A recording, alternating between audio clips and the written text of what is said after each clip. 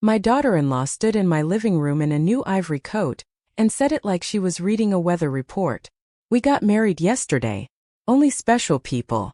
Sunlight slid across the family photo on my sideboard and caught the gold frame like a promise that forgot itself. My phone felt heavy in my hand, hearing my son breathe on the line and not saying much of anything at all. I froze. My heart thumped. I smiled instead of shaking. I looked from her face to the pale pink dress hanging on my closet door, still in its plastic, tidy as a hope that never got used. I had bought that dress on a Wednesday when the store was quiet and the saleswoman said the color made me look warm, like a rose in late summer. I had picked out low heels so I could dance if they played an old song. I had even found a hat with just enough brim to look festive without looking foolish. I pictured myself in the photos, one hand wrapped around my son's arm, the other holding a small clutch with a tissue tucked inside because mothers always cry at weddings. Instead, I stood in the doorway of my own living room while Lena slid her purse onto the sofa I had paid for and crossed her legs like this house was an extension of her closet. Behind the smile in her voice, I heard the words that do not need volume to wound. Only special people. I remember the first check I ever wrote to help them 3 years and a lifetime ago. $500 for rent, because Max's hours had been cut and Lena's car had chosen the wrong week to cough smoke. I remember the second check, then the automatic transfer Mr. Klein at the bank set up so I would not have to race across town when the first of the month arrived like a drum nobody could silence. $500 like a pulse month after month, even in months when I had beans twice in 1 week so I would not touch the little bond money Robert left me. Groceries on Saturdays when the store ran 2 for 1 on rice, fresh fruit when they said their refrigerator looked like winter, furniture when they moved apartments and I could not bear the thought of them eating dinner on boxes. A sofa sturdy and brown, that I tested by sitting down the way a mother tests more than furniture. I could smell the ink of all that giving when I opened my checkbook. Paper has its own scent when it knows it has been used for love. Max's voice came through the phone like a boy hiding under a blanket he pulled over his own eyes. Mom, it was small. Intimate. Just witnesses. The way his sentences turned into little stones that he skipped across a pond told me they had rehearsed the story together. But the internet has no loyalty to rehearsals. A neighbor's niece had posted a short video from the restaurant, white dress catching the light, 2 parents beaming, a cousin raising a glass that clinked like applause, laughter like silver, a cake that cost more than they let me spend on my last pair of walking shoes. Lena's people were there, lined up in soft pastels and crisp suits, and someone had typed family only under the clip as if the word belonged solely to one side of the aisle. I saw her mother kiss her cheeks on both sides. Saw her father's broad hand press Max's shoulder like a welcome that comes with key codes and gate remotes and invitations that arrive before the plates are set. I scrolled once and put the phone down. The house made a small sound in the hallway, the kind of click wood makes when it remembers it is from a tree. Lena adjusted a bracelet and sighed like she was patient with me. We wanted to keep it simple, Miss Renata. No big fuss. Just us and the people who have been there. I nodded, as if a nod could be a taste that keeps a woman from saying everything that floats to the surface when the water is stirred. The afternoon smelled faintly of lemon oil from this morning's dusting and the coffee I made at noon because the day needed an anchor. Only special people. The phrase perched on the mantel beside my old wedding ring, dull with years and the memory of a hand that warmed it for 38 summers. I walked to the ring and touched it with my pinky. I did not put it on. I wanted to feel the cool metal and the way it resists and then accepts the skin. In the corner of my eye, I saw the dress again. Pale pink, hopeful, unnecessary. How silly I must have looked standing in that store, asking the saleswoman whether the fabric would shine in photographs. Maybe foolishness has a color, and it is the shy blush of a mother who still thinks she is invited to her child's joy. I took a breath that scraped a little on the way in. I am not a woman who screams. I am a woman who counts. I pulled the chair out at the dining table and opened the drawer where I keep the calculator with the extra large numbers. The plastic clicked in a rhythm my hands knew better than most hymns. $500 times 36 months. 18,000. Food, $200 a month most months, because a pot of greens and cornbread and meat when the grocery store had a sale still adds up. 7,200. Gifts I did not need to give but wanted to because love likes to wear itself. Birthdays, little anniversaries. A new television when the old one went gray around the edges. 3,000. A loan that never found a way home. $2,500. An air conditioner repair during a July that cooked the sidewalks. $600. Living room set. $1,200. I added the numbers like they were stepping stones and felt the distance they had carried me away from my own little plans. $33,400. $33,400 that used to be mine and became theirs, like water finds the lowest place and keeps going. I set the calculator down and it made a soft sound against the table, the kind of sound that says, now you know. Across the room, Lena answered a text with her thumbs moving quick and practiced. She told me again that it had been private. She said the word witnesses as if the word meant silence instead of some cousin holding a phone high while everyone smiles. I could feel my face settle into a calm that had no extra furniture in it. Max, I said into the phone, are you happy? He said he was. I asked him if he was hungry. He said they were going out later with friends. I told him I wished him joy because my mother taught me that blessing a person costs nothing and also costs something. And I have always had a wallet for both. After they left, the house regained its shape. The light changed, sliding from gold to that soft color that makes you check a lamp and then decide you do not need it yet. I washed my coffee cup and stood at the sink while the water ran hot, then warm, then cold. Water tells you the truth about time if you listen. I wiped the counter, put the towel over the stove handle, and went to my bedroom to look at the dress. I held the plastic back and touched the fabric with my knuckles. Soft, pretty, unworn. I tried to remember the last time I had bought something for myself without calculating the cost for someone else's need. A coat, maybe the winter after Robert passed, when I could not bear the look of the old one anymore because it held the shape of a person who used to tuck my scarf into the collar and call me girl like we were young and the yard needed raking and he would do it so I would not. I sat on the edge of the bed, the mattress shifting a little under the weight of me and what I was learning. Humiliation is a thin sheet. It does not warm you, but it covers everything for a moment. Then you decide to fold it and put it where it belongs. Has anyone ever been erased from their own family's joy? Where are you listening from tonight? If you are on your couch or at your kitchen table or in your car waiting for the light to change, hear me. You are not crazy for thinking something is wrong when people love your money louder than they love your presence. The checkbook was still on the table when I returned to the dining room. I opened it and laid out the register beside it, the way I used to set out school papers for Max in 5th grade when he would sit with his pencil and draw rockets in the margin. I wrote the date in neat numbers and then, under it, a line that took me a long time to learn how to write. No more automatic yes. My phone buzzed against the wood like a bird that had not learned your window is a window. The name on the screen made my mouth go dry, and then wet again. Lena. The preview showed 3 words I could have predicted before I read them. Rent is overdue. I watched the notification fade and waited for the second one. It came. Landlord is pressing. Then a third. You forgot the transfer. The old me, the woman who measured her worth by how quickly she could fix a problem that was not hers, reached for the phone with all the swiftness of muscle memory. The woman who had just added up $33,400 took a breath and let the phone rest where it lay. I walked to the mantel and stood in front of the ring. I told Robert out loud, because talking to a good man is still a kind of prayer, that I was sorry for the ways I had confused giving with being invited, and invited with being seen. I told him I was tired. Not the tired that a nap fixes. The kind that comes from carrying a door on your back instead of letting a person knock and prove they belong inside. Outside, a car door closed and a neighbor called to someone across the street. The everyday world kept on, which is both a comfort and a challenge when your own world has tilted.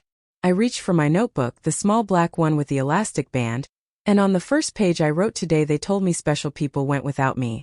Today I smiled. Today I counted. The words looked like little soldiers standing shoulder to shoulder.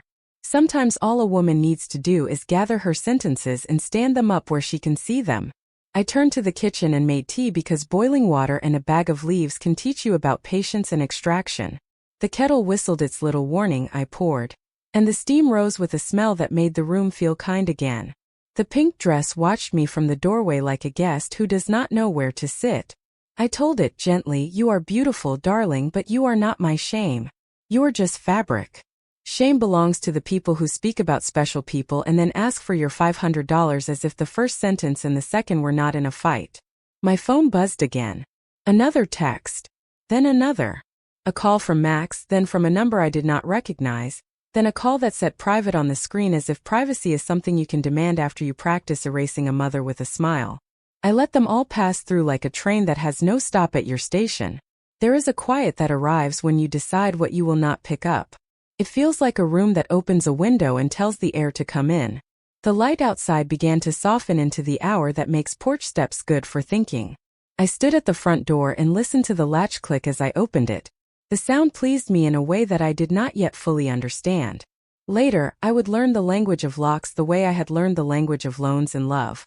For now, I let the evening sit with me for a moment while I counted my breaths like beads. 1, 2, 3. When I went back inside, I put the calculator away, slid the checkbook into its place, and closed the notebook with the elastic band gentle over its spine, like a hand at the back of a friend walking through a crowded room. My phone lit the table again, and this time I picked it up, not to answer, but to read my own reflection in the dark screen. I hardly recognized the steadiness in my face, but I liked her. I turned the phone face down and spoke to the house, which has heard me sing through sorrow and hum through chores and pray through storms. I only help special people.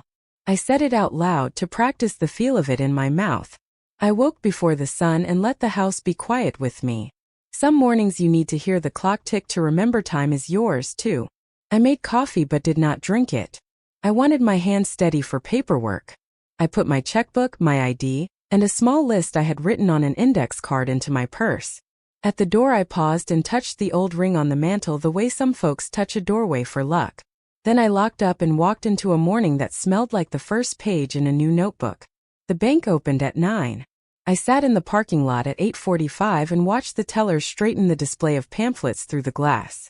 I used to stand on this same sidewalk and hurry deposits for Max, catch the bus downtown to make transfers before a fee appeared, pretend the urgency belonged to me so he would not feel the heat of it.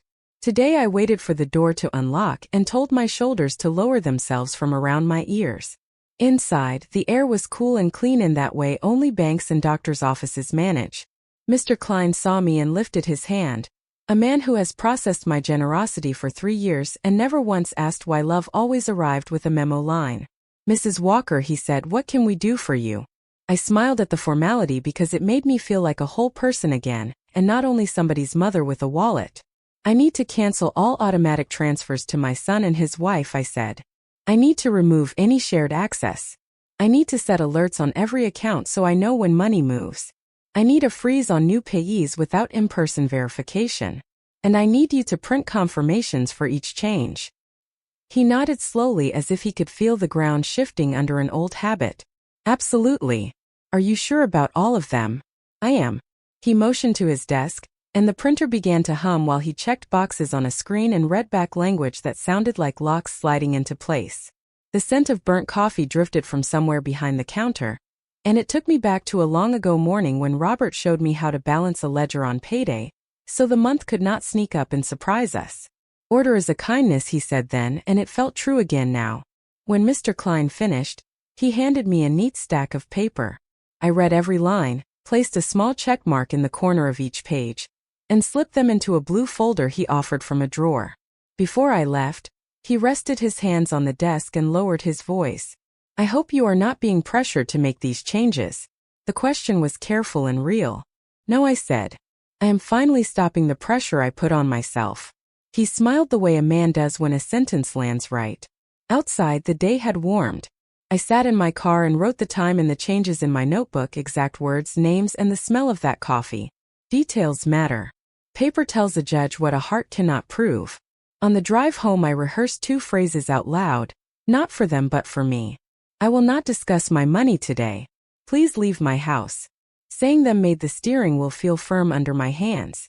I turned onto my street and knew from half a block away that the next chapter had arrived early. 3 cars were stacked tight along my curb like somebody had set them down from the sky without measuring. Max's sedan, Lena's compact, and a gray car I did not recognize, all warm with recent travel. Through the front window I saw movement, the kind of casual bustle that says a person believes a room belongs to them. I parked, set my purse on the passenger seat, and let myself take one long breath. Not to gather courage, to honor it. In the key bowl by my door, there used to be a second set for Max and a spare I had given Lena one holiday when I told myself the gesture was inclusion. I had not yet changed the locks. That would come later today. So of course they were inside. My door opened on a scene that my house did not deserve. Max sat on my sofa, elbows on knees, head in hands like a penitent rehearsing a story. Lina paced from bookshelf to window and back, energy quick and bright the way it is when a person believes they will get what they came for. At my dining table, a stranger in a gray suit turned over my papers as if they were files in his cabinet. He held one page up to the light the way money clerks check bills. Something in me went very still. What is happening here? I asked, not loud, not soft.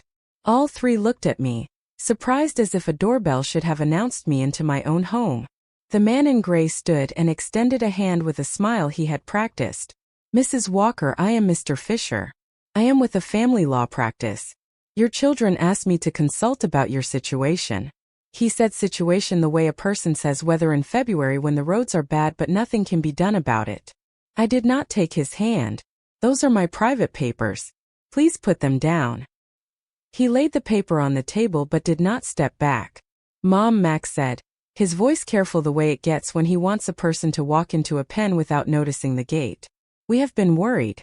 You have not answered. You stopped the transfer.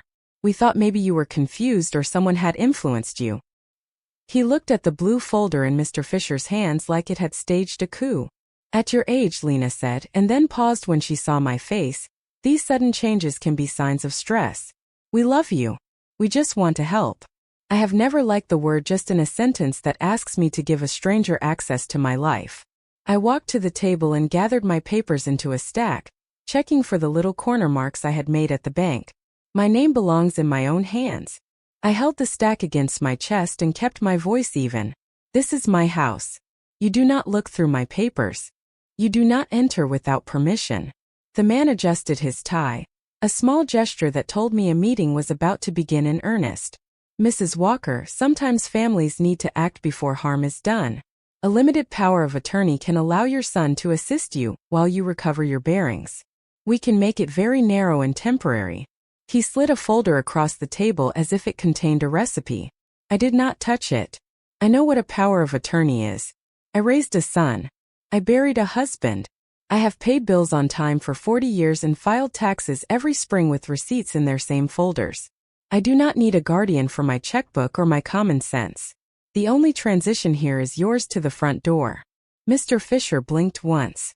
Mom, Max said again, and something old and pleading in that word tugged a small thread under my ribs.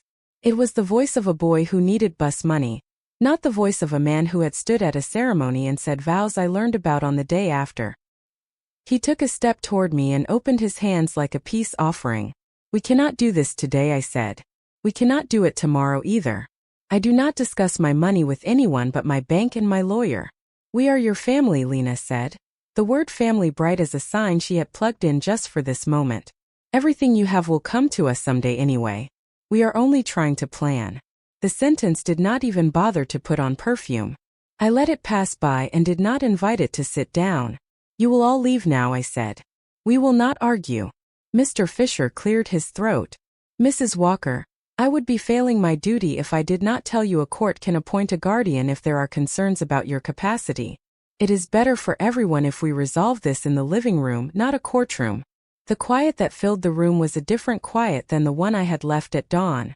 That quiet had been friendly, like a chair pulled out at a familiar table. This quiet was made of edges. I turned and walked to the door. I opened it. The morning came in, fresh as if it had been waiting in the hedges. The only transition here is yours to the front door, I said again because sometimes a sentence needs to hear itself twice. Max stood up too fast and the sofa groaned a little, an old piece of furniture lending me its voice. He pointed at a stack of envelopes on the console as if proof belonged to stationery. We have bills due. The rent. The card. You co-signed. You cannot just cut us off in one day. I can. I am. He looked at Lina.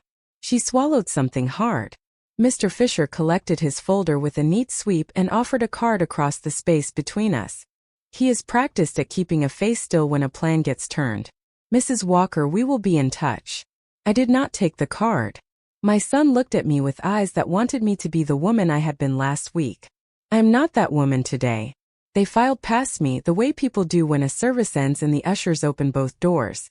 On the porch, Lena turned back, her voice sweeter than it had any obligation to be. "We can still have a dinner to celebrate with you. We can cook here like we used to. Bring the family together." The word used to made me think of Sunday afternoons when I brought over a pot of greens and a peach cobbler just because a kitchen is a good place for people to become kinder. I nodded once to acknowledge the memory, and then closed the door with a soft, decisive click. The latch sounded like a period at the end of a sentence that had taken too long to write. I stood with my back against the wood, and let my breath come back in pieces that fit together after a moment. My knees did not wobble. My hands did not shake. I walked to the table, opened my notebook, and wrote the time, the names, the exact words I remembered.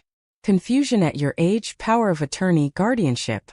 I wrote the license plate numbers I could see through the window as they pulled away. I wrote the detail that the man in gray wore a navy tie with small diagonal stripes, and that he smelled faintly of a citrus cologne. A judge will not need that, but a woman who has decided to keep a record sometimes includes the notes that make her feel she is seeing the world clearly. The doorbell sounded 10 minutes later, and the tone of it raked my nerves like a fork across metal. I checked the peephole. No one. A delivery person had left a business card on the mat. I picked it up and placed it under a paperweight shaped like a bird. Then I took out my phone and called a number I had written on the index card in my purse. Weber Law. A receptionist answered with a voice that sounded like good shoes on a clean floor. "Good morning." I asked for Mr. Daniel Weber and waited while soft hold music filled the room in a way that did not bother me. When he came on the line, I recognized the kind of patience only certain professions teach. "Mrs. Walker," he said after I told him who I was and why I was calling, "what you are describing fits what we call elder financial abuse. We will handle this with documentation and boundaries. I have an opening this afternoon at 2:30. Bring any bank confirmations, any texts, any notes. Bring your courage too, though I can already hear you have it." I laughed once, a little burst that felt like a valve opening on a pressure cooker. "I will bring the papers. The courage I will wear." After I hung up, I made a list titled Steps and put 3 items under it. Change locks. Install cameras. Gather documents. I added a 4th. Breathe between each step. Then I walked to the drawer where I keep spare keys on a ring labeled in tiny script.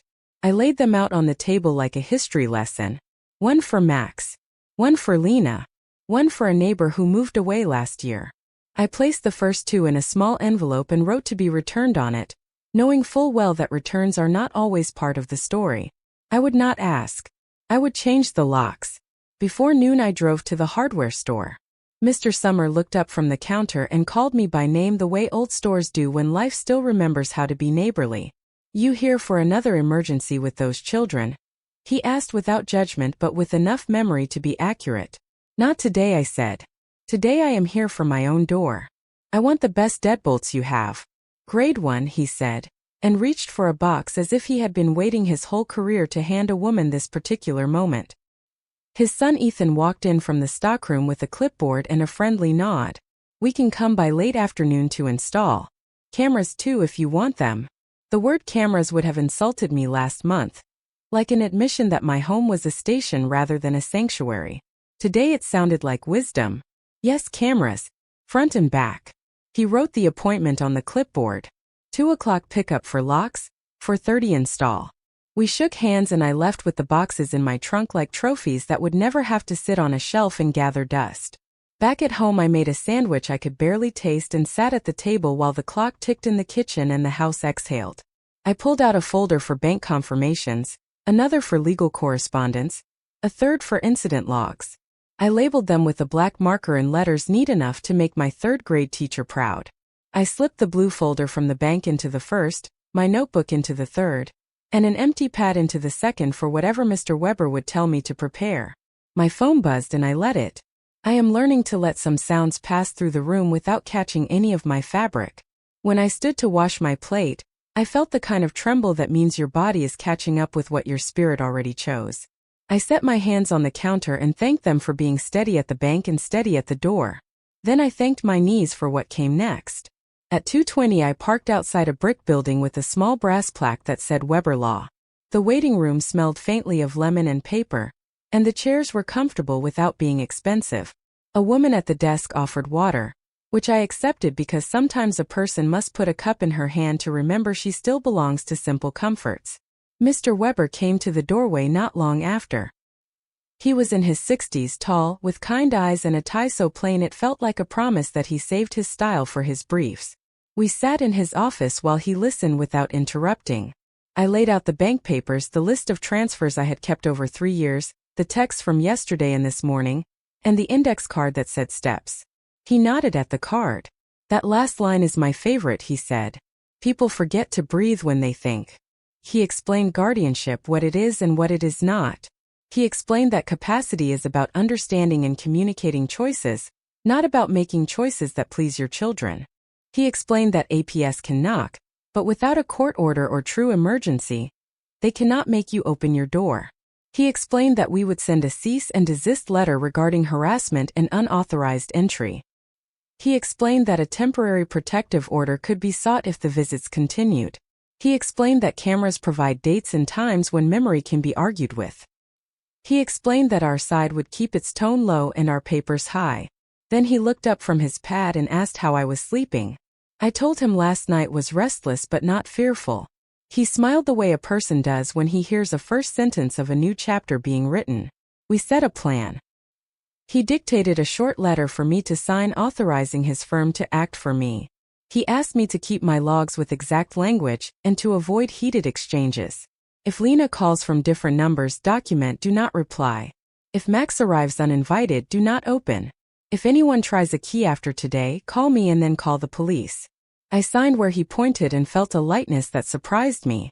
Sometimes a signature is not a surrender. Sometimes it is a flag. When I left his office, the afternoon felt brighter, and not only because the sun had climbed. I stopped at the church on my way home and sat in the back pew, the one where the polish shines a little more because Sister Bernice worries that dust can hide in with the way sorrow hides in the heart. I did not light a candle because we are not a candle church, but I let my eyes rest on the stained glass for a minute and found a color I could carry home. Back at the house, Ethan pulled up right on time. He and his father worked with easy conversation between them, the kind that sounds like a river under a bridge. The old deadbolts clicked free. The new ones settled in with a proud snugness. The cameras went up and blinked their tiny lights like shy stars. Ethan showed me the app on my phone, how to see the front and the back, how to save a clip and mark a time. He did not treat me like I could not learn. He treated me like I would. When they left, the door closed with a latch that felt like a full stop. I stood in the hallway holding my phone, watching the little squares of my house appear on the screen, the porch light, the kitchen window, the driveway. I thought of all the ways we draw lines to teach the world how to treat us. Some are words. Some are locks. Some are a simple rule you say out loud until it sounds like you. Have you ever been told you were confused right after you said no? Type truth wins if you have felt that sting and learned to keep your voice anyway. The day ended the way right days do, with a list checked and a chair that fits your back. I wrote the last entry before bed. Bank changes complete. Intrusion addressed and recorded. Counsel retained. Locks changed. Cameras live. Breathing between each step achieved. I closed the notebook and set it beside the lamp. The house settled around me as if it had been waiting for me to grow into it. Somewhere on the street a car door closed. My phone lit and showed me the porch was empty. I turned out the light and slept the sleep of a woman who has finally placed her life back into her own hands. The next morning I woke to the quiet blink of the camera app and a small square of light that showed my porch empty and clean like a blank page waiting for ink. And I knew it was the day to lay the soft trap I had drafted in my head while the house slept and dreamed of order.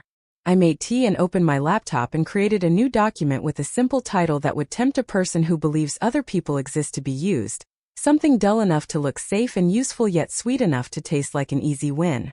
I called it Household Budget Help, and inside I placed nothing that could harm me. Only public advice I copied from a bank brochure last year about envelopes and categories and paying yourself first. And then in the footer I wrote a tiny line with a date and a phrase that would be unique to my copy. A quiet signature I could recognize anywhere if it tried to walk out of my house wearing someone else's shoes. I did not send the file. I saved it to my drafts folder and closed the laptop and felt a steadiness settle in me like a stone in a riverbed finding its place. The cameras watched the door while I moved through the morning with deliberate hands, washing a dish, watering the plant that sits by the kitchen window, checking the mailbox where flyers and bills and truths arrive whether you are ready or not. By noon a message pinged my phone from a number I did not know and I did not answer, and a second later the porch camera caught a shadow cross the threshold and pause, and then keep going because the locks had finally learned my name. Around one the neighbor camera across the street, the one Mr. Davis claims is an eyesore only because it cannot be bribed, captured Lena's compact nosing into the curb with its front wheel kissing the red paint like a teenager testing a boundary, and then reversing back into legal space when she noticed my camera perched above the door like a small patient star. She did not ring the bell. She sat and texted and waited, and then she drove away and the sky did not blink. At 2:15 the printer at the copy shop on Maple that faces the parking lot chattered in a voice my ears have known since office days. A hopeful little word that means paper is making commitments, and my friend Eleanor, who was picking up flyers for the church rummage sale, watched a slim woman with a neat braid collect a stack and ease it into a manila folder with the kind of care people reserve for concert tickets and free money. Eleanor has the eyes of a school secretary who sees everything and pretends to see nothing until the moment matters most. She texted me a simple note: at Maple now, saw someone who looked familiar printing a budget packet, could be nothing, could be today. I thanked her and set my tea down and felt the smallest thrill that only people who have been slowly erased will understand. The thrill of seeing your own outline return to you. At 3 a letter from Mr. Weber left his office with the brisk dignity of certified mail. It carried a simple message on clean white paper that said, "We represent Mrs. Renata Walker. We have documented uninvited entries, attempts to access private information, and continued requests for funds after clear boundaries were set. Cease and desist all contact outside counsel. Do not come to her home. Do not use keys. Return all copies. Any further trespass will be reported and prosecuted." There is a music in the lines of a lawyer who has had practice turning harm into sentences that stand up in a room where truth wears a robe. At 3:30 my phone rang again from private, and again I let it ring until it stopped, and a text followed that said, "You are making this harder than it needs to be." And then another that said, "We can keep this in the family if you just sign a few papers," and I placed the phone face down because sometimes you must teach yourself not to pick up what tries to live in your stomach. At 4 Ethan and his father stopped by to adjust the rear camera angle so it would catch the alley fence. And as we stood in the yard a gray sedan rolled past, slow enough to read the badge on the trunk but not slow enough to count a face. And Mr. Summer looked at me and did not say the obvious, that this is how people practice courage in neighborhoods where everybody knows whose mother is being tested. I thanked them and closed the gate and felt the latch settle with the satisfaction of a truth that fits. At 5 the bait line tugged. An email popped into my inbox from a sender with my own name in the field, the kind of trick that makes the breath stutter. Subject line: budget help questions, and inside the body a single sentence that did not belong to me: "Thank you for the draft, we made adjustments for our use and printed copies for consultation." And at the bottom the footer I had placed in my draft reappeared like a shy child stepping out from behind a curtain. The line said, "Prepared for Mrs. R. Walker on this date," and a small phrase about envelopes that only I had placed. The file I never sent had been opened and copied and carried to a printer, which meant someone had entered my account or my machine or the house before the locks changed, or they had guessed a password they should never have known, or they had leaned on a person who works at a place where rules live in binders, and every option was a path my lawyer would know how to walk. I forwarded the email to Mr. Weber with a note that said "footer present" and waited for the tiny dot that meant he had read it. He called me within minutes, and the first thing he said was "breathe," and the second thing he said was "we will need logs," and the third thing he said was "do not respond to them directly." He sent me a list with simple steps that felt like a recipe a family keeps in a drawer for days when everything must be done right the first time. Save the message, capture headers, call the provider to verify IP access, note any app alerts for logins, and write down the exact time and your exact steps. I did each item with the focus of a woman who once worked in an office where detail could save a job and later used those same muscles to save her peace. At 6 a car door slammed on my street in a way designed to tell a person that the driver has feelings and wants the street to bow to them. The porch camera showed Max walking up with his shoulders pitched forward and a folded stack of papers in his fist, and his mouth set in the shape of a man who believes his mother owes him more than explanations. He pressed the bell and I watched the small circle glow, and I did not go to the door and I did not speak through the intercom, and I let the cameras record the kind of quiet most people cannot hear, the quiet of a boundary holding. He rang again and then knocked as if the door could be convinced. After a minute he took his phone out and spoke into it, and then the gray sedan slid into view behind him and a man stepped out whom I recognized by the angle of his chin and the tidy briefcase. Mr. Fisher looked up at the camera once like a man greeting a mirror, and then lowered his face as if refusing to recognize that the mirror was telling him the time. He handed Max a paper and Max pressed it against the glass and it read notice in large letters and there was a block of text beneath it with his signature at the bottom, and I recorded the frame and saved the clip. He left it stuck in the door jamb and they walked away, not fast, not slow, in the measured cadence of people who think process belongs to them. 10 minutes later a car I did not know pulled up and a woman stepped out in a navy blazer with a badge clipped near her shoulder. Hair pulled back, voice calm, eyes alert to everything. "Good evening, ma'am," she said when I answered through the door. "My name is Kayla Schmidt. I am with Adult Protective Services. We received a report from family members that you may be at risk, that you have shown sudden financial changes, that you are refusing help and isolating, and that there may be confusion." The words lined up in the order people use when they want kindness to do their hard work. My spine lengthened of its own accord. "Miss Schmidt, thank you for coming by. I am not opening my door this evening. I am represented by counsel. I would be happy to schedule a wellness conversation with my attorney present." She paused in a way that told me she was weighing procedure and making a choice. "I understand. Would you like to see my identification through the glass?" "Yes, thank you."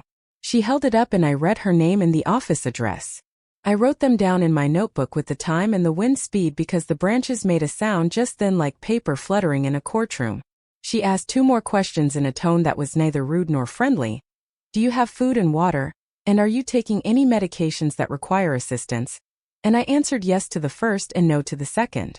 She asked if there was any immediate safety concern in the home, and I said none beyond unwanted visitors, and she nodded and said she would note that we would coordinate through counsel. I told her that a cease and desist had gone out and that we were tracking attempted contacts, and I used the word attempted on purpose so that the sentence could stand in a report with no adjectives. She thanked me and left a card at the mat and made a note on her clipboard and walked back to her car with a posture that said she had seen many versions of this day in other driveways. When her taillights disappeared, the street filled with the hum that comes after a storm slants past without breaking the branches, and then one last cloud rolled over my house in the shape of Mr. Davis from across the street, who called out from his porch that cameras do not suit a nice block and that the coming and going of strangers looks suspicious. I walked to my porch steps and stood with my hands by my sides and answered him the way my grandmother taught me to talk to men who like to hear their own voices. "Mr. Davis, I appreciate your concern. The people visiting my house tonight are not strangers. They are professionals responding to reports my family has chosen to make. I am fine. The cameras are there to protect peace, not to disturb it." He shrugged and said something about folks these days and went back inside and shut his door with a little extra force for his own satisfaction. Inside my house I made notes of all of it. The time the envelope appeared at the door. The names and titles. The claim of confusion. The words I used and the words I did not. I saved the camera clips in a folder labeled by date, and I sent a summary to Mr. Weber with the subject line "Events of this evening" in sequence. He replied with 2 lines that steadied me more than a sermon. "Excellent record. Hold your line." At 8 my phone buzzed again and I ignored it, and it buzzed again and then the screen lit with a new notification from the camera app.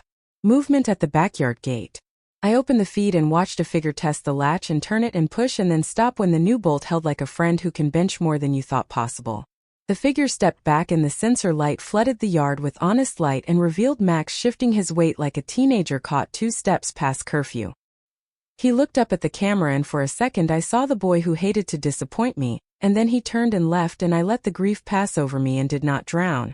10 minutes later my phone rang and I answered because the caller ID showed Mr. Weber and only him, and he said I have filed the motion for a temporary protective order, and asked me to check my email for a draft declaration to review.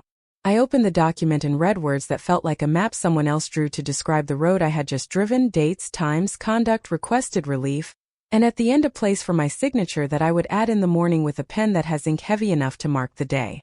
Have you ever been told that your boundaries are paranoia the moment your nose starts working? If you have, I see you. We will not let that lie rename our sanity. At 9 I made a simple supper and ate each bite as if the act itself could reset the clock inside me. I washed the plate and put it in the rack to dry and set the kettle and made chamomile and sat in my chair by the window and listened to a song from back when Robert and I used to sway without moving our feet. The house breathed with me. The cameras blinked. The phone rested. The trap lay still where I set it, not to harm but to reveal, and it had done its quiet work. Before bed I wrote a single sentence in my notebook that turned down the quilt on this long day. The truth does not knock loud, it prints itself. The morning after the quiet trap did its work, I woke to a rinsed sky and an inbox with 2 messages, one from the agency and one from my lawyer, and I understood the day would not keep still. Ms. Schmidt wrote that she would return with a colleague to complete a wellness follow-up and welcomed counsel. Mr. Weber sent a short note with a door script, and a reminder to keep my voice steady because simple facts carry farther than volume. I brewed coffee, checked the camera feed, and walked the house in bare feet to feel the floor say I am yours. At 9 a careful knock arrived.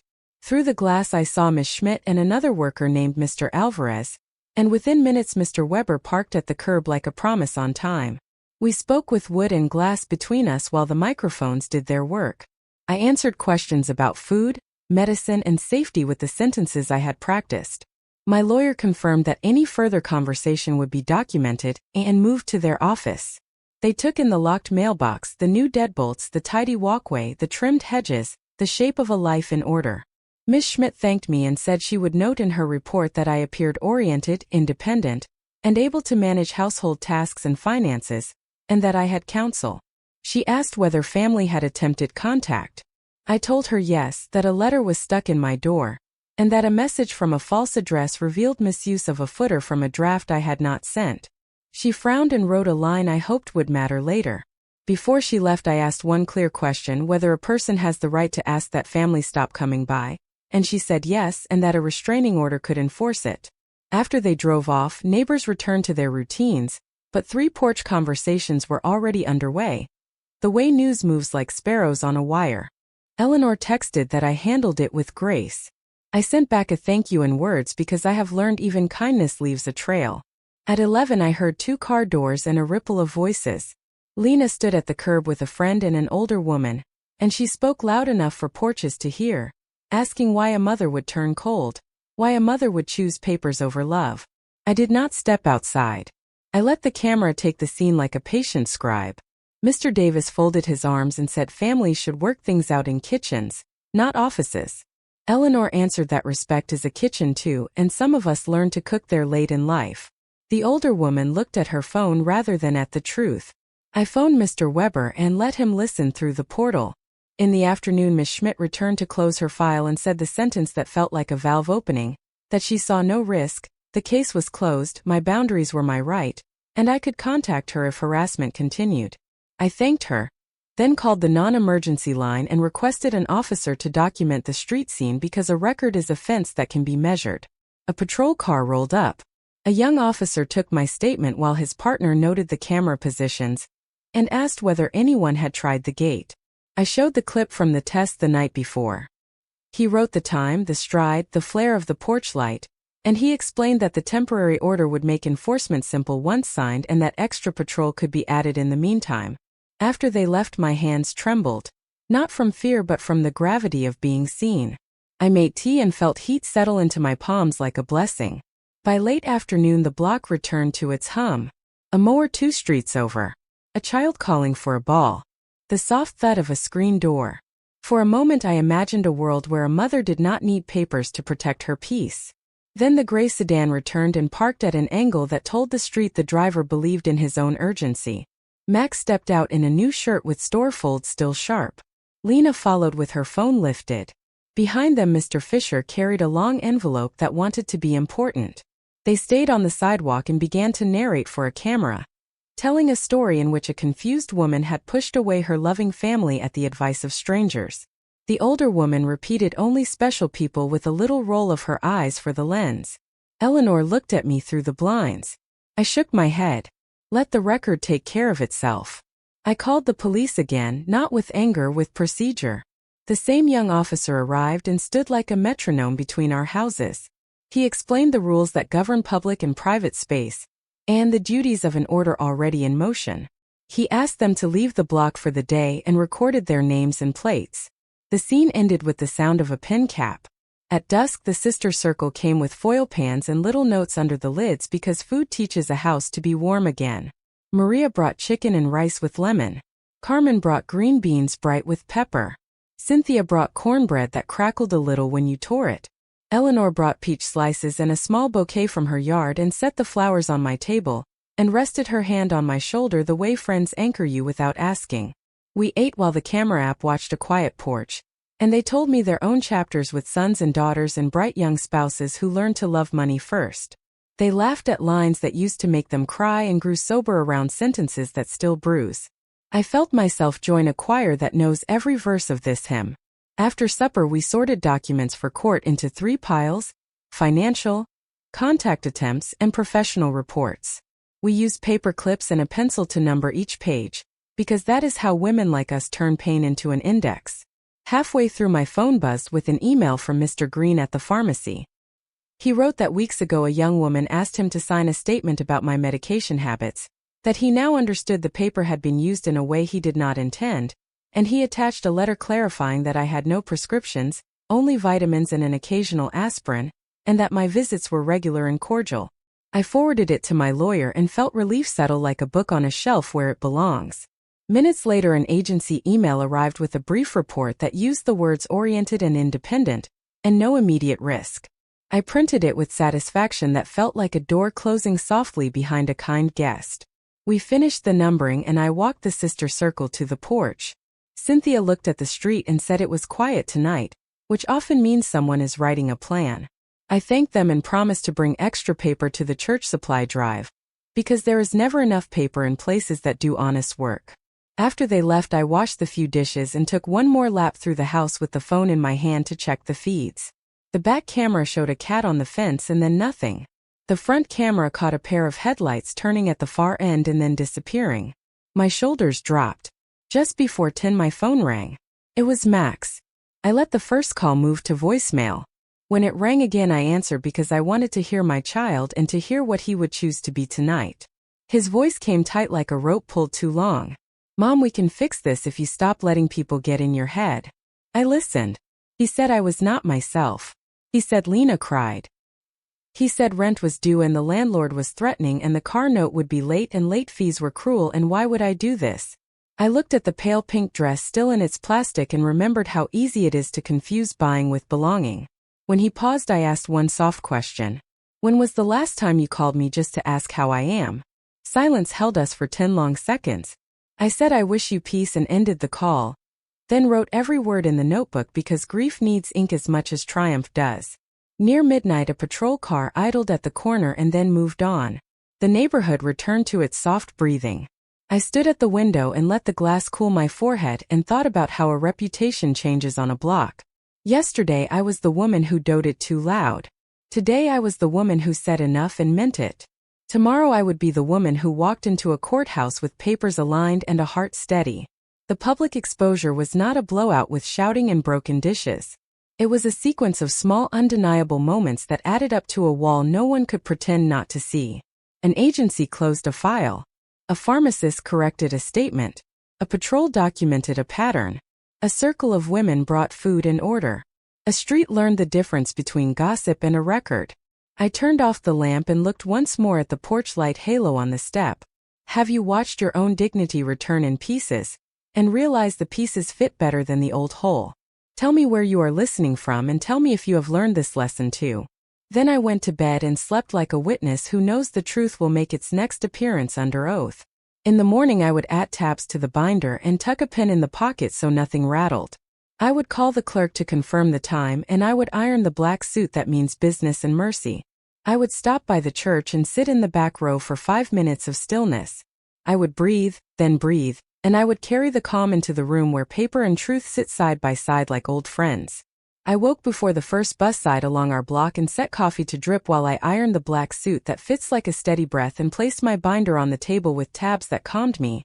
Blue for finances, green for contacts, gold for agency reports, white for law. The kitchen felt like a waiting room for truth, cool and orderly, and even the clock sounded respectful. I slipped my old ring into my pocket not to wear but to touch when my courage wanted a handle. I checked the camera feeds once, saw only a pale morning and a cat on the fence, then clicked the phone dark and whispered a simple promise to myself. I will keep my seat. The courthouse smelled faintly of paper and lemon and old wood. Floors shine like a lesson. People spoke in low voices that made time straighten its jacket. I met Mr. Weber outside Department 4, and he handed me a neat copy of my declaration and pointed to the last page, just to remind my hand where it would rest if the judge needed a fresh signature. A clerk slid the door open and called our case. My name sounded like a bell that had been waiting in a quiet tower. We took our places at the small tables with microphones that do not flatter anyone, and I felt the bench before I sat to make sure my body knew it was welcome. Judge Miller entered with a walk that said he reads everything and believes words can keep a city standing. He explained the standard in a voice that never hurried. Capacity is the present ability to understand your decisions, to appreciate their consequences, and to communicate a choice. He looked over his glasses at both sides. It is not about whether other people agree with your decisions. It is about whether you understand them. I felt my shoulders lower a fraction and let the sentence sit beside me like a quiet friend. Opposing counsel stood first for opening and painted a careful picture with soft strokes. A devoted couple, a sudden change, a mother who cut off support without explanation, who installed cameras and locks and turned away from family, who declined a reasonable evaluation, who is clearly being influenced by neighbors and a hired attorney with an agenda. He used the word confusion like it was a diagnosis, and he let the word decline hang in the air like a curtain you cannot see through. He gestured toward me with a palm that said he meant no harm even as he asked for control. He sat, and his cuff link made a tiny click against the table like a period. Mr. Weber rose and delivered a smaller picture. He promised the court dates and documents. He said our side would call witnesses who have stood in my kitchen and watched me make coffee, who have seen me review bank statements and set timers on a stove, who have sat with me while I numbered pages and wrote notes. He said the law protects the right to set boundaries and that a clear no is not a symptom. He said we would show that the petition was born of money, not medicine. Then the story began for real. They called Lena first. She took the oath and sat straight like a person who practices for cameras. Her voice trembled at the edges like lace.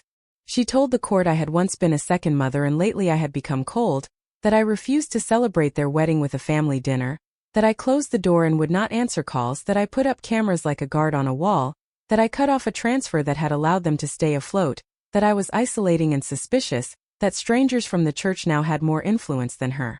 She looked at me twice with a small careful sorrow, the kind you take out of a drawer when you need it to fit a scene. Opposing counsel asked if she feared I might be exploited by outside parties. She said yes in a whisper that reached the back row. On cross, Mr. Weber did not raise his voice. He placed a blank legal pad on the podium as if to say the truth does not need decoration. Mrs. Brooks Walker. When was the last time you called my client without asking for money? She paused and said she could not remember the exact date. He asked whether I had paid her rent for 3 years. She said yes. He asked whether I had bought furniture and groceries and covered emergencies. She said yes. He asked whether she and Max had announced their marriage to me after the fact. She said yes, it was intimate. He asked whether she had said only special people. She looked at the table and said the words had been taken out of context. He asked what context would make those words kind. Silence drew itself around the room. He thanked her, then asked one last question. Since the boundary was set, have you respected it? She said we are family. He said that was not the question. She did not answer. They called Max. He looked like a man who had not slept and like a boy who wanted to. He said I had been generous and lately I had been erratic. He said he worried about scams. He said they only wanted to help me manage things. He said cameras and locks were signs that I was becoming fearful. He said neighbors had turned me against him. On cross, Mr. Weber asked how much money he had received. Max said he did not know. Mr. Weber read the total from my ledger, $33,400, and asked whether that seemed right. Max said maybe. Mr. Weber asked whether at 35, he should rely on a 71-year-old mother for rent. Max said times are hard. Mr. Weber asked whether he and his wife had tried to enter my home without permission and review my private papers. Max said they were worried. Mr. Weber asked if they had brought a lawyer to obtain a power of attorney. Max said they wanted to help. Mr. Weber asked when was the last time he visited me without a request for money. Max shifted and said it had been a while. The judge wrote something and did not look up. They called Mr. Davis from across the street. He said he had seen many visitors and raised voices and police on the block. He said it used to be quiet. He said cameras face the street. On cross, Mr. Weber asked whether Mr. Davis knew why the police came. He did not. Whether he knew who the visitors were. He did not. Whether he had ever asked me about the cameras. He had not. Does a woman have the right to install locks on her own doors? Yes. Does the presence of a camera prove mental decline? Mr. Davis said he could not say. Mr. Weber asked nothing more. They called a clinician named Dr. Lehman who had never met me. He spoke calmly about refusal of evaluation as a possible sign of decline, about sudden financial shifts as a red flag, about isolation as a concern. He did not accuse. He suggested. On cross, Mr. Weber asked whether refusal could also be a boundary, whether installing cameras could be a rational safety measure, whether canceling transfers and hiring counsel could reflect awareness and planning. The clinician said yes, those interpretations were possible. Mr. Weber asked whether capacity requires that an older adult make choices that satisfy adult children. The clinician said no. And then the room seemed to lift a degree. Our turn. Mr. Green took the stand and looked at the judge like he was confessing a mistake in a church office. He described the paper he had signed at the request of my daughter-in-law, how he believed it was for insurance, how he now understood it had been used to paint a picture that was not true. He confirmed I had no prescriptions, only vitamins and an occasional aspirin, that my conversations at his counter were clear, that my payments were on time, that no behavior suggested confusion. He apologized and said he would be more careful with papers that ask him to summarize a life in one sentence. Dr. Moore followed with calm authority and a folder that suggested order. She explained her evaluation, the tests, the questions, the observations. She said my memory was strong, my attention and reasoning intact, my ability to explain choices consistent. She said I was oriented and independent and able to manage finances. She said she had reviewed the police log and agency notes and found nothing that indicated decline. When opposing counsel asked if older adults can still be exploited even when they are mentally competent, she said yes, which is why boundaries exist. Eleanor spoke with the steadiness of a porch that has held many chairs. She told the court how I walk each morning, how I mind the plants, how I keep track of time and appointments, how I asked her to proofread a letter and then rewrote my own paragraph to make it tighter. She described the night the sister circle brought food and numbered pages for the binder, the way I guided the work and placed the clips and labeled stacks. She said I laughed easy and remembered details and asked after her daughter by name. She said a confused person does not catalog a life with that kind of clarity. Sister Bernice added a light that did not show off. She described me in church, the way I settle on a pew, the way I greet people by looking them in the eye, the way I sing on key and carry the alto line, the way I join hands in prayer and then remember to fold bulletins neatly for next week. She said the community had watched a woman set boundaries with dignity, and that boundaries had made our street calmer, not more troubled. Then I took the stand. The clerk swore me in and I felt the old ring warm in my pocket like a hand. I told the judge I had paid rent and bought groceries and furniture and covered emergencies. I gave numbers without bitterness. I said I believed love could be measured in deeds, and I learned that deeds without respect become a ledger that never balances. I told him about the pale pink dress still in plastic. I told him I installed locks and cameras to protect my peace, that I changed passwords and closed transfers under counsel, that I kept logs because paper remembers what voices try to bend. I said I declined a power of attorney in my living room because my hand has signed enough papers for other people. I said I would always love my son and that love is not a faucet he can turn. I said I am not confused. I am clear. Opposing counsel wanted to make me small with polite questions. He asked if I speak with neighbors about personal matters. I said I speak with neighbors about casseroles and choir and the weather, and sometimes about legal terms I had to learn because a woman must teach herself the vocabulary of her own freedom. He asked if my lawyer told me what to say. I said my lawyer told me how to organize facts and my life gave me the facts. He asked if I had isolated. I said I had company every week and could produce a list of names and phone numbers. He asked if I mistrusted my family. I said I mistrusted their attempts to turn my life into their allowance. He asked if I regretted cutting them off. I said I regretted setting a precedent that made the cut feel like a shock instead of a lesson learned sooner. He asked if I would consider any oversight. I said I would consider none. Then we closed. Opposing counsel reminded the court that older adults can be targets, and that refusal of help should concern us. He warned that the court would fail its duty if it did not act while there was still time to protect. He asked for a limited guardianship that would place my finances and medical decisions in the hands of my son. He sat as if the story was complete. Mr. Weber stood and let a breath fill the space we occupied. He repeated the standard in plain words. He said the evidence showed documentation, planning, and clarity. He said the petition was not about safety but about access. He said paper trails beat gossip and that arguments about hurt feelings do not become law. He asked the court to deny the petition, to respect my right to set boundaries, and to caution the petitioners about further attempts to pressure me. Judge Miller took notes and recessed. The room exhaled. Eleanor moved her fingers like she was knitting, and whispered a line from a hymn without sound. I counted my breaths and felt the bench hold me up. When the judge returned, the room rose and quiet ran to the corners. He spoke slowly and in order. After reviewing the testimony and exhibits, the court finds that Mrs. Renata Walker possesses decision-making capacity. She understands the nature and consequences of her choices, and communicates them consistently. Independent evaluation supports this finding. Reports from law enforcement and adult protective services do not indicate risk. The court further finds that the petition appears motivated by financial dissatisfaction, rather than genuine concern.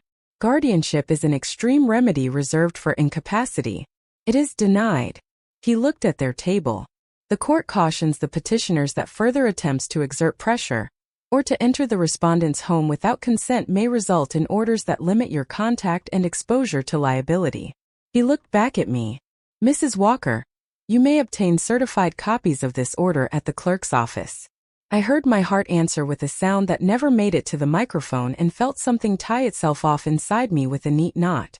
Max dropped his eyes and then raised them, and they looked like a sky with a cloud thinking about moving. Lena stared at the table until the grain began to glow. The bailiff called the next case. We filed out into the hallway. Eleanor kissed my cheek and said free. Sister Bernice pressed my hands and said go in peace and set your stones. Mr. Weber shook my hand and said we would circulate the order to the agency and the bank and consider a permanent protective order if needed. He told me to eat. Outside the courthouse the air felt brighter. Not because of the sun but because a weight had stepped off my shoulders with decent manners. On the sidewalk Max reached me and said Mom in a voice that made me pause because a mother pauses even when the story has changed. He said he was sorry for how it looked, that life felt narrow, that he would try. I said I am open to a real conversation when you come without money on your tongue. I said I will not discuss transfers. I said respect opens doors and I will be home when respect arrives. He nodded and the nod looked like a man trying to find a map he never learned to read. Back home I placed the certified copy in the gold tab and sent scans to the people who keep their promises. I set the kettle and let it sing like a small parade. I stood in the doorway and looked at the pale pink dress and did not feel sorrow. It was only cloth. The lesson chose a courtroom instead. I opened my notebook and wrote one sentence that I want to remember when the night grows loud. The law did not give me dignity. It recognized what I refused to sell. If you have ever had to win your own freedom in a room with cool air and long benches and careful words, tell me where you are listening from tonight, because I am saving you a seat beside me so we can breathe and write the next chapter together. The first morning after the order felt like the first morning after a storm when the air tastes scrubbed and the birds sound as if they got a good night's sleep, and I stood in my kitchen with the certified copy on the table under a clear sleeve, and let my eyes rest on the gold tab as if I were looking at a sunrise in paper form, and I understood that rebirth is not fireworks but a series of small doors that finally open without squeaking. I called the church office to ask for the bulletin line about the new elders hotline and told Sister Bernice I would sponsor the first 6 months, and her thank you child traveled down the line like a warm shawl. And then I called Mr. Klein and asked him to place the order in my file so no one could pretend to be me again.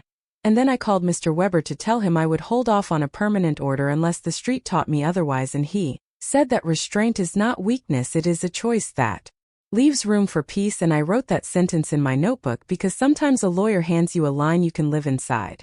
I sold the house a month later with no drama and a fair price and stood in the empty rooms and thanked the walls for their service and the windows for their light and the floors for putting up with my worries, and I whispered to the pink dress in the closet that she could find a new home and gave it to a small shop that outfits church choirs and prom girls, and told the seamstress that fabric deserves a dance somewhere even if it is not the one you pictured, and she clapped her hands and said amen to that, and I smiled because sometimes joy is a soft echo.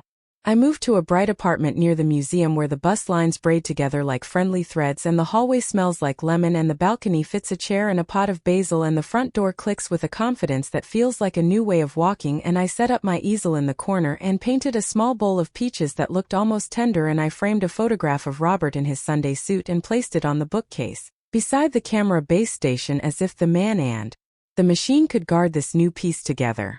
I built a rhythm that honored the woman I have become and not the pattern I outgrew, and it looked like this most weeks, and it was good for my bones and my breath. On Mondays I take the early bus to the senior center and lead a 1-hour circle called Paper and Peace where women bring folders and questions, and we practice saying no in sentences that hold, and I show them how to label a binder and save a clip and breathe through the part where your child's voice tries to turn you into velvet, and our motto hangs on a little sign I painted with my own hand that reads, "Order is how love protects itself," and when a woman repeats it to herself and nods, I feel the room get taller. On Wednesdays I walk with Eleanor around the lake and we talk about the price of eggs and the way the sky keeps its promises, and sometimes we do not talk at all and listen to the geese complain and laugh at their sincerity, and afterward we sit on a bench and send each other the week's best line, and last week her gift was this one: "Dignity is the silence no one can take," and I tucked it into my pocket as carefully as I used to tuck change. On Fridays I go to the salon where Cynthia says I sparkle again, and she talks about her grandbaby and I talk about the basil on my balcony, and we decide that women keeping each other company is the cheapest miracle still on sale in this world. Sundays at church I slip into the back pew for a minute of quiet before service and then sit with Sister Bernice and help pass programs and count the offerings and make sure the pencils are sharp, and I bring the elders' hotline pamphlets and watch folks tuck them into their Bibles like rainproof seeds. And when the choir sings I take the alto line and breathe from the belly. And if you have ever had to hold yourself together with a song, then you know exactly what I mean.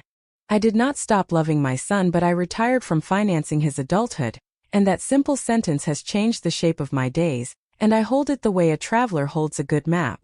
Once in a while I see Max's name on my phone and I decide in that moment whether the weather is right for a short hello. And when I answer I remind him at the start that we do not discuss money, and he agrees, and sometimes he forgets, and I say we can speak again another day, and hang up with a soft click that does not bruise. And one evening he left a message that said, "I am trying, Mom," and I believed him because trying is a kind of love, and I whispered back into the quiet of my kitchen, "I know, and I wish you peace." If you are listening to me at your own table with a cup that has gone cold and you are wondering whether boundaries mean you are a bad mother, please hear me. The opposite is true. You are teaching your child to be a person who pays his own rent with his own hands, and that is a gift to a city, and not just to a soul. So tell me where you are listening from so I can send you courage with your zip code. I took a short trip for the first time in years and went to Savannah to see live oaks bend themselves into poems, and I walked slowly under the green and let my shoulders learn a new posture, and I ate shrimp and grits at a small place where the server called me Miss Renata, and I tipped heavy because I was tipping my own return to myself, and I brought home a postcard of the river and taped it inside my cabinet where the sugar lives, and every morning I see water and remember that it moves past whatever tried to dam it. A year out from the courtroom I hosted a small open house in my apartment for the sister circle and some neighbors, and we ate fruit and little sandwiches and the cornbread that still crackles when you break it, and we played a game where we each read the best sentence we heard this month, and Eleanor read this one from a book she found at the thrift store. "The future is the room built by today's yes and today's no," and I thought that is exactly what this apartment is, and what this body is, and what this voice is for me now. And I touched the certified order in its frame on the shelf and thanked it for being a doorstop, not a trophy. The phone still rings sometimes from numbers I do not know, but I have learned the difference between urgent and loud, and I let half the world go to voicemail, and no one has died of my silence yet, and I suspect the neighborhood is safer for it. A new young couple moved into my old house and they planted marigolds by the steps, and I drove by once and waved and wished them years of soft mornings and the kind of arguments that end with laughter, and I kept going because you cannot live in old rooms when your new life is learning your name. If you have walked this road with me, you may be waiting for one last twist, but I have found the last twist is that there is no twist, only a woman who learned to speak in sentences her whole life could lean on, and those sentences sound like this: I am not confused, I am clear, I am not cruel, I am consistent, I am not a bank, I am a person, I am not alone, I am held by a circle. Has anyone ever told you that freedom is loud? I am here to testify that sometimes freedom is quiet, It is the hum of a refrigerator that only holds what you put in it. It is the click of a lock that you chose. It is the small blue light on a camera that watches without worry because you finally belong to your own threshold. If this story gave you strength, type truth wins in the comments and tell me the city you call home because I love seeing the map of where we gather. And if you know someone who needs this lesson, send it their way like a casserole left on a porch with a note that says eat while it is warm and know you are loved. I still touch my old ring when I pass the shelf, and sometimes I wear it on a chain because memory can be jewelry when it is not a chain. And I smile at the photograph of Robert and tell him I found my feet again, and I think he knows because the light in the frame looks kinder now. I close my day by stepping onto the balcony where the basil lifts its small leaves and the traffic murmurs like a distant choir, and I breathe slow and count to 4. And then I say my nightly sentence into the good dark. The truth will stand in any room I enter and I will stand with it, and if you are saying it with me right now then we are already neighbors.